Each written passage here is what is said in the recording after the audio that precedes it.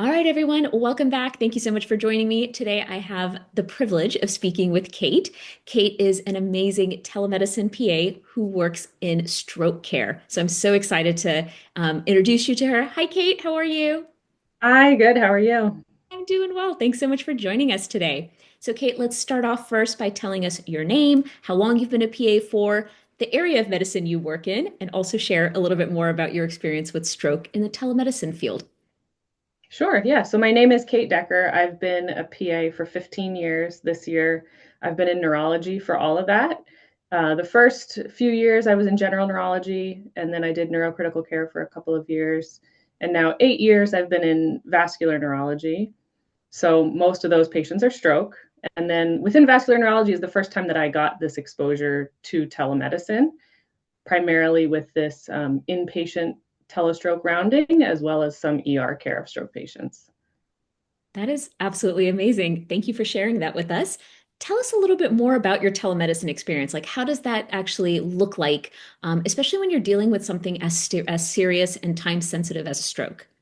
Yeah, definitely. So everybody probably has heard this quote about time is brain with stroke. And a lot of times you hear about time is brain and you think about telemedicine. And a lot of people have heard of sort of the telestroke cart going into the ER room to evaluate patients. And it's a high pressure moment deciding to give a patient thrombolysis or not, along with often a telemedicine team. And that's a huge part of telemedicine. What I do is the acute telestroke part of it. PAs can definitely be involved as the initial first eyes on the patient, examining them, get the story, and then even helping with the thrombolysis consent as well. A big part of telemedicine, though, beyond the acute part, is what happens for those patients who don't get treated with thrombolytics. For many of them that get treated, they get transferred to a higher level of care, right? But for the ones who don't, they stay maybe in that smaller hospital. Maybe it's a hospital with 20 beds. And a lot of times they might not have expert care from someone who's trained in stroke, who does stroke all the time. So telemedicine really allows someone like me who has been doing stroke for a long time and working with a board certified vascular neurologist to essentially get into their room every day after that. For someone that has, again, a more mild stroke, staying at a hospital far away, to be able to round on them and do the really, really important part, which is the stroke workup and secondary stroke prevention. And you're basically getting the same level of care as if you were at a bigger stroke center, but you're still near your family, near your resources of maybe the smaller town that you're in. And so that's kind of the team that I work on, is a team that does inpatient rounding, but also a few days or shifts of the telemedicine component. That is amazing. So a little bit of a clarification question for you. So I'm assuming you're kind of in a big city or a big place that has all of these resources. And you mentioned possibly this could be something that could be helpful for where, let's say, the patient is in a rural area or a smaller town where they may not have those resources. Is it always that kind of a setup where you're in a bigger facility and that's where they are? Or can it be also like the patient is coming into, let's say, not necessarily where you're physically located, but another kind of a big town? Yeah, so I think, well, so there are a few hospitals that are associated with us that are actually located in our same metro area. And they're just a little bit out of the metro, right? So we're at the larger area. You could have it in medium-sized hospitals that are just far enough away, but still don't have enough business of stroke patients to justify somebody being there for the entire shift or the entire day. And then, yes, some of them are very far, 4 or 5 hours away and pretty far from a stroke hospital that has vascular neurologists in person. Thank you for sharing that. So yeah, it can also be almost like a financial thing, right? Where it's like to have one provider or one team, perhaps like you mentioned in a big center where you are, also take care of kind of the medium and even the smaller towns and kind of take care of it that way.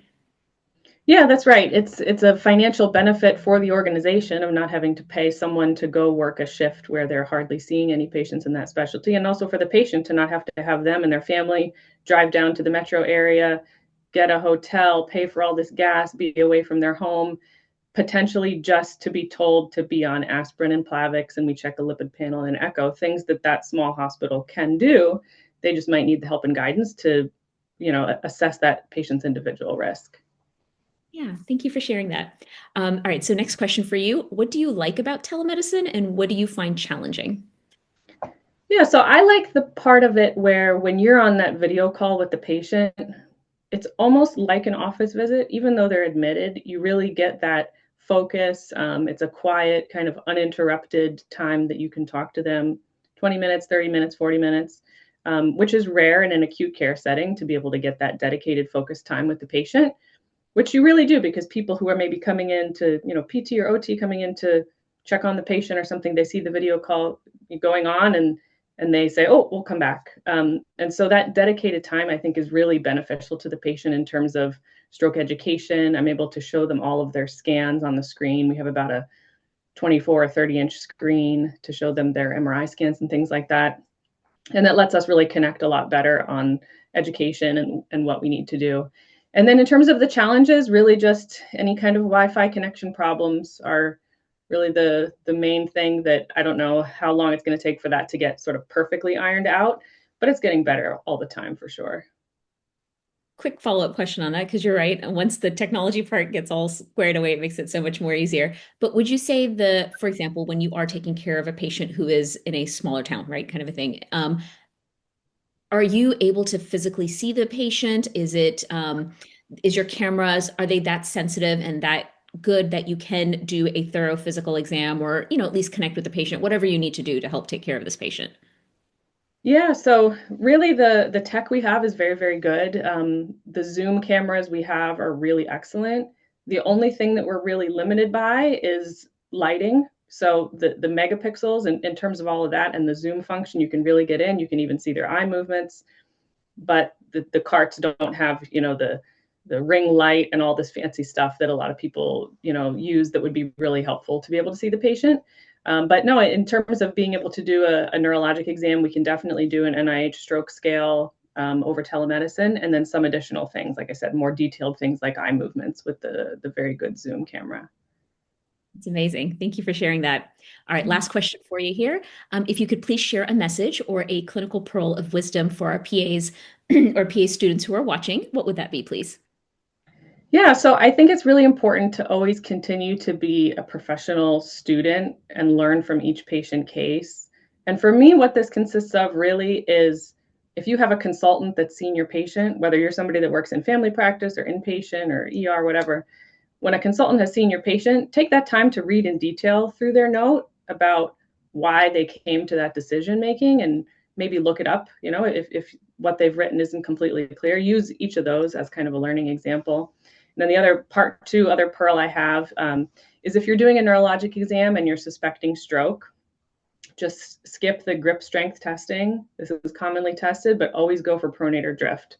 You're really going to pick something up much better with pronator drift. Absolutely. Well, thank you so much, Kate, for joining us today. And I definitely learned a lot. I'm sure our viewers did as well. And thank you once again. We appreciate you. Bye, Thank you. everyone.